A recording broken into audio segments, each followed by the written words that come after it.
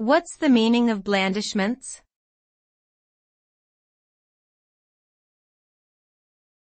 Blandishments.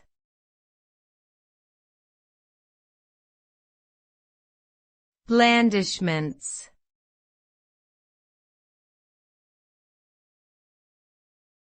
Blandishments.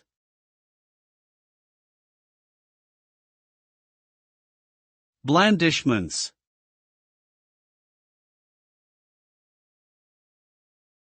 Blandishments refers to the use of flattery, compliments, or other expressions of persuasion in order to coax someone into doing something or believing something. It often involves the use of smooth talk and charm to sway a person's opinions or actions. The word can be used in both positive or negative contexts. While it can refer to sincere compliments or persuasive language that is harmless, it can also describe manipulative tactics that are intended to deceive or manipulate someone for personal gain. Overall, blandishments implies a certain level of insincerity and artifice, and is often associated with the practice of flattery for self-serving purposes.